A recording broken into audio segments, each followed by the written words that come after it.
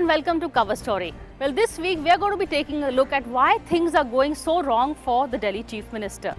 A few months ago, of course, he seemed unstoppable. He had Delhi under his belt, he was rushing off to conquer neighbouring Punjab and even eyeing Goa and Gujarat. But suddenly, all this has changed. The court has come down very heavily on his turf war with the Lieutenant Governor. His ministers are all embroiled in one scandal or the other, and his expansion plans in Punjab have also hit the Sidhu roadblock. So what has gone wrong so wrong and so fast? Arvind Kejriwal, the Chief Minister of Delhi, defied all odds to win back the capital in January 2015. Being the first to stop the BJP's post-2014 Lok Sabha win, electoral juggernaut, he soon acquired the aura of a giant killer. In fact, with the Congress Vice President Rahul Gandhi disappearing for his mysterious sabbatical and playing his brand of hit-and-run politics, the common perception was that it was Kejriwal and his band of merry men who were the real opposition. Well, the fault lies actually with Arvind Kejriwal. The trouble with leaders like Arvind Kejriwal is they want to operate within the dynamics, the norms of the political establishment. But before getting into that, they've raised the bar so high, the gold bar for themselves, that in order to live up to that, you have to be seen to be completely uncompromising, and that's exactly what is happening. Now, Indian political parties thrive on a system of patronage. If you're able to patronize your party people, however rotten they may be, however immoral, amoral, unethical, the way Lalu Prasad is defending Shahabuddin, if you don't do that, then the chances are that you lose all your loyalists. But were Kejriwal's men a bit too merry? One by one, they became easy targets of all kinds of allegations and innuendo. Kejriwal's Law Minister Jitendra Tomar had to resign because he was arrested by the Delhi police for holding a fake law degree. An angry Deputy CM Manish Sisodia complained of police vendetta since the police was under the control of the centre. The first tweet of Mr. Kejriwal and the first reaction of the Delhi Chief Minister was that this is like the black day of Indian democracy and that emergency has been imposed over Delhi because he has a right degree, but it is Mr. Modi, the police of Mr. Modi, which is imposing an emergency-like situation. But within 3 days, when the investigation was completed in Bihar and other places wherever this Jitendra Tomar claimed to have studied, when the truth surfaced, the same Mr. Arvind Kejriwal said that I was the one who had been kept in dark by the minister. Sanjay Singh, another AAP leader, tweeted that their minister had resigned, but the PM had yet to demand the resignations of Smriti Irani, who made contradictory claims about her college degree in various documents submitted to the Election Commission. Ram Shankar Katheria, the union minister accused of giving a hate speech against Muslims, or Nihal Chand Megwal. He was accused of raping a woman in Rajasthan 3 years before becoming a minister. The PM waited a year after the allegation surfaced before dropping him in the recent reshuffle.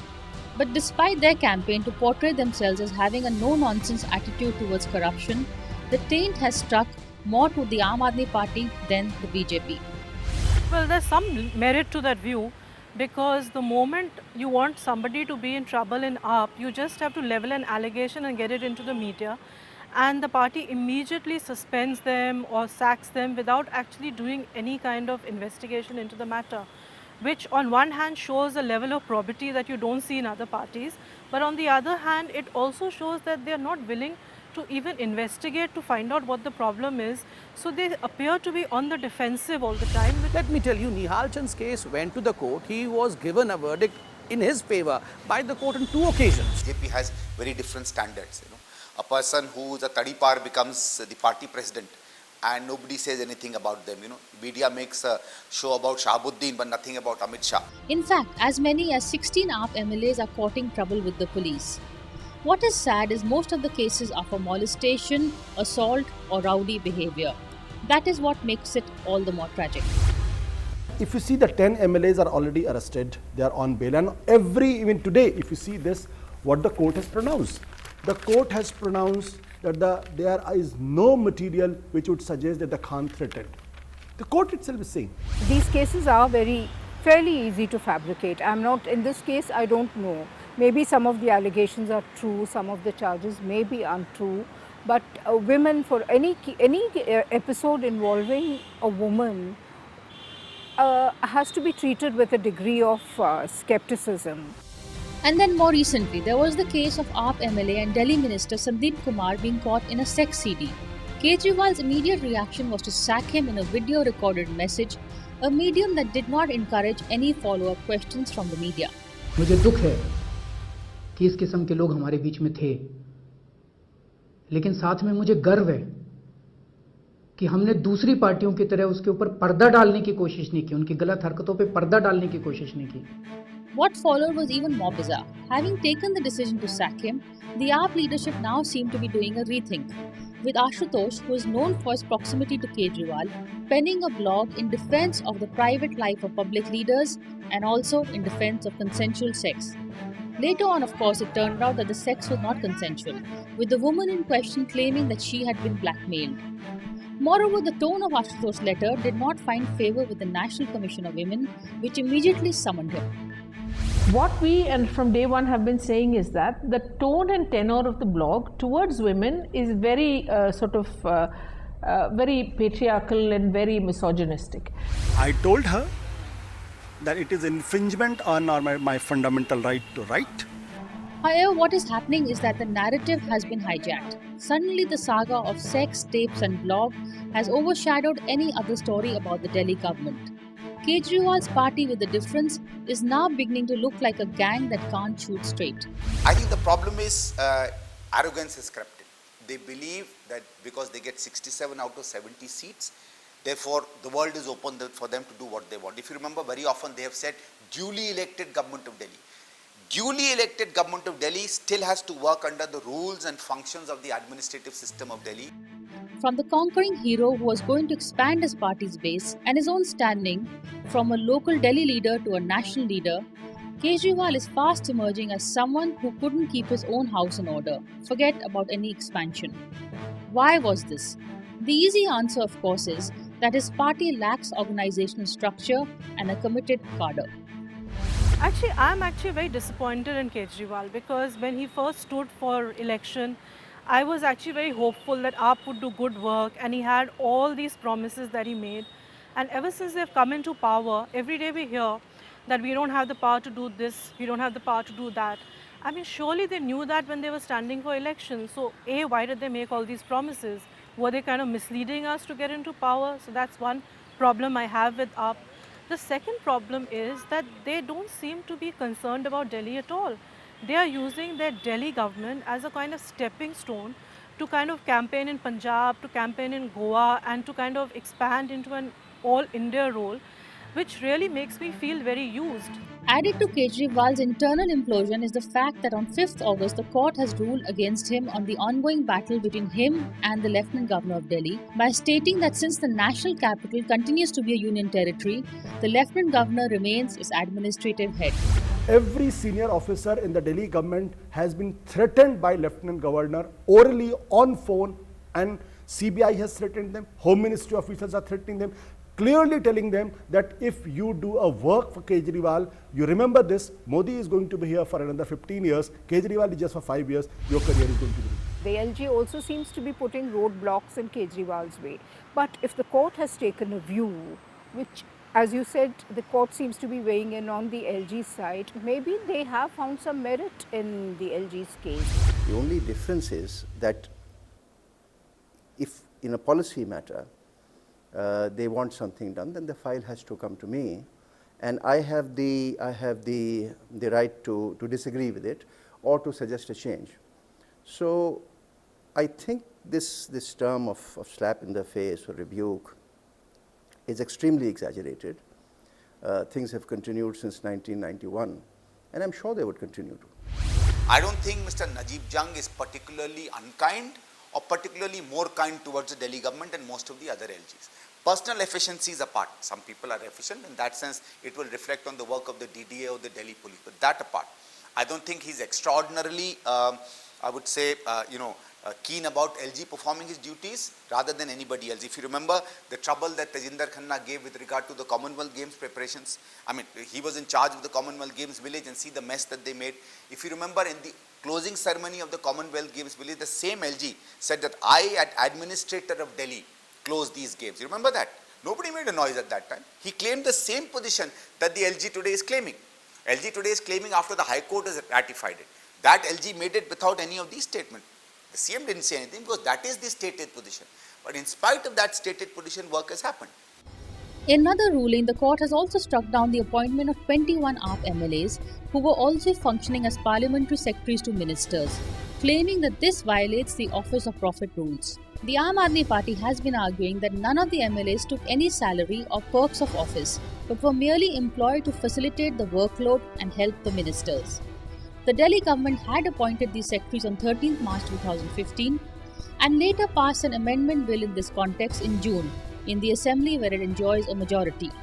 However, the President of India, Pranab Mukherjee, had refused to give assent to this bill. You want to increase parliamentary secretaries, there is a way of doing it. As you yourself mentioned, when Mrs. Dixit wanted to increase it from 1 to 3, there's a proper way in which a bill is made, bill is sent, it gets access to the LG and then you work it out. Even in the case of, for example, these 21 parliamentary secretaries, if you remember about 6-7 years ago, there was a case when Office of Profits had come up and in retrospective effect, everybody was covered. But there was a way of doing it. Now, what happened in this case is that the Delhi government assembly passed a law that did not go through the proper channels. If you don't pass a law through the proper channels, then it is not law. They have to understand that. He seems to be emulating the BJP at the centre. The BJP had pretty much the same attitude to the Congress when they came with a thundering majority into Parliament. I mean, the first thing they did was denying the Congress the post of the leader of opposition on some technical ground. I mean, if they had better political sense, they would have given it regardless of whether the Congress had 40, 50 or 60 MPs. So Kejriwal seemed to be emulating the BJP. He approached the opposition in a spirit of vendetta, in a spirit of vindictiveness and with a certain arrogance, if I may say so. I mean, 3 versus 67, even if there was one lone MLA in the opposition, it is the job of the ruling party and it is incumbent on the ruling party to reach out to the opposition MLA instead of waiting for the opposition to make the overtures. To be fair to Kejriwal, it is not as if there is not a precedent for this. In 1996, then BJP Chief Minister Sahib Singh Verma wanted Nand Kishore Garg appointed as his parliamentary secretary. He approached the then leader of opposition Jagdish Pravesh Chandra for permission. Permission was given and Garg was appointed. Similarly, when Sheila Dikshit wanted Ajay Makhan appointed as her parliamentary secretary, she too got permission from the opposition. So although the post of the parliamentary secretary is not okayed by the constitution, there have been precedents when the two parties have worked out some mutual deal. Why can't Kejriwal work out the same deal? Or is it because he's antagonized everybody with his confrontationalist attitude? Problem with the Aam Aadmi Party as far as the secretaries are concerned, the constitution had laid certain rules. Delhi also had certain rules. In fact, one parliamentary secretary was allowed. There were certain amendments to this also. First the rule comes and thereafter the parliamentary secretary comes. Over here, the high-headedness of Mr. Arvind Kejriwal and his dictatorial attitudes were such that the appointments came first. The 21 parliamentary secretaries were appointed first. And thereafter, when he realized that that was a mistake on his part, he tried to amend the rule. Which brings one to the very interesting existential question. Is AAP taking on more confrontations than it can chew? It took on the BJP government at the centre by targeting both the PM and the Finance Minister Arun Jaitley personally. The Congress interestingly did not come out in support of the Aam Aadmi Party against its bêta-noir, but sat back and watched the fun from the sidelines. Because the AAP had eaten into the traditional Congress vote bank in the capital, it understandably did not want to bail it out, but is actually waiting for it to fall on its own contradictions. No, it's because of the fact that too much of ambition and not working in the right direction, only trying to project oneself, is taking a toll on the Aam Aadmi Party. What is Aam Aadmi Party today? Aam Aadmi Party, which used to be an abusing and accusing party, today has become an Akela Arvind Party. All those who toe the line of Mr. Arvind Kejriwal are well, are good, are not dalals. All those, including politicians as well as journalists and common man, the Aam Aadmi, those who go against the diktats of Mr. Arvind Kejriwal, they either become dalals or they receive the famous, I quote from the famous line of Mr. Arvind Kejriwal, "Piche se laat." With Delhi reeling under chikungunya and dengue cases, with the AAP government at Delhi trading charges with the BJP-controlled MCD and of course the Lieutenant Governor, it is the capital that is suffering. I blame the MCD squarely, because I live in an area where the MCD is controlled by the BJP and they haven't bothered to send anybody to fumigate the place. Otherwise, every year, I remember when the Congress was in power, then the MCD was controlled by the BJP, but you had these sanitary inspectors coming and checking your drains, coolers in your house, and so on. I mean, nothing of that sort was done last year or this year. But you know, frankly, there I have some sympathy with AAP, because MCD is not under them, it's under the BJP.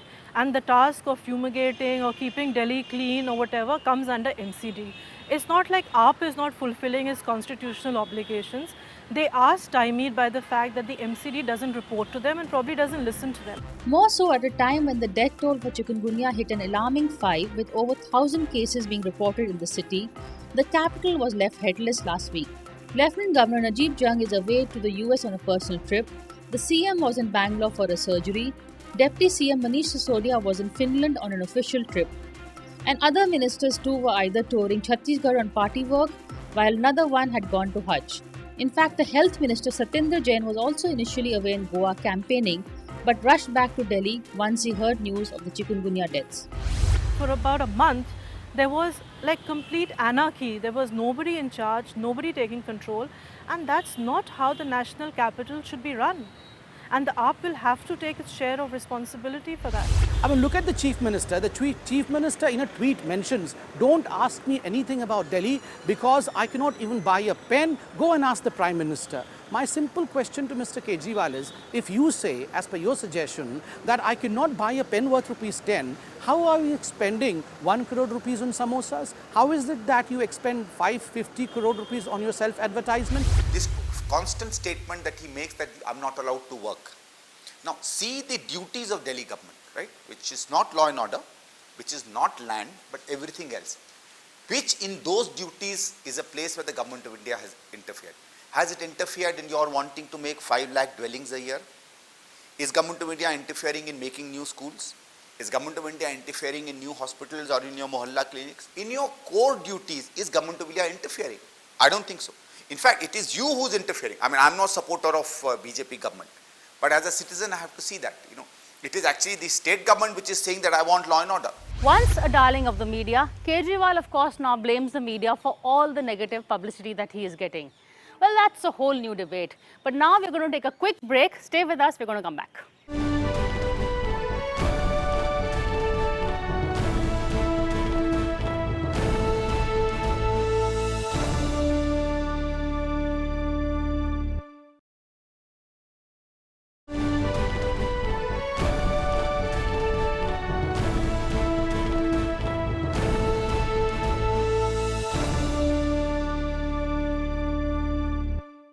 Welcome back to Cover Story. In this section, we are going to be taking a look at the other states in which AAP is hoping to expand: Goa, Gujarat, and of course, Punjab. It is not just Delhi, but Arvind Kejriwal seems to be hitting a wall in Punjab as well.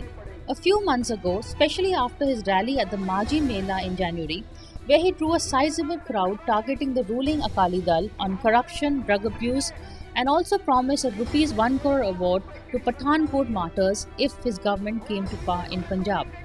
It is not just the Akali Dal but even the Congress that was worried after the Maji Mela. Captain Amrinder Singh, who is leading the Congress campaign in the state, was quick to hit at Kejriwal's Achilles heel, pointing out that the Delhi CM was looking to shift base to Punjab as he wanted to rule over a full state. And then, in a clever political salvo, wondered what the people of Punjab would say to a Haryanvi's chief minister. He is a devious character. He may say what he wants, but eventually he wants to shift out, leave that to Sisodia and come here and become chief minister because it's a full-fledged state, not a state where the police is not with him and all.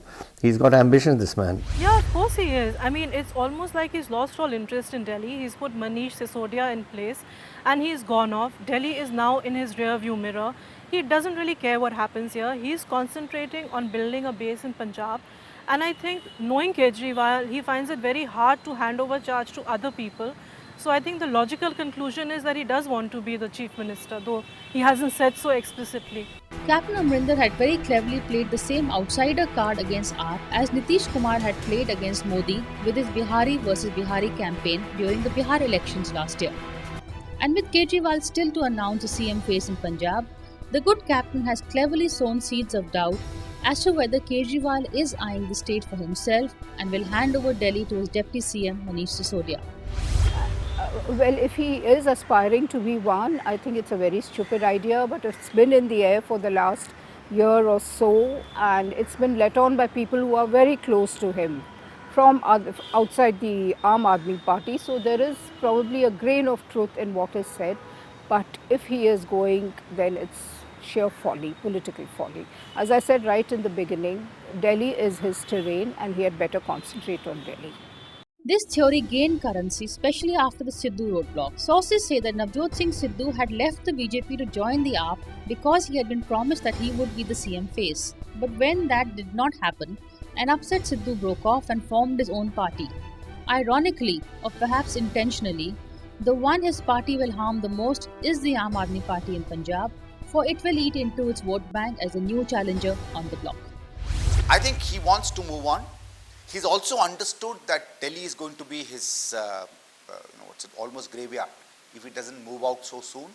He knows the mess that there is. Otherwise, can you ever believe that even the most stupid and idiotic and inefficient of chief ministers would actually go and tell another state that they are going to spend time there while their whole city is suffering?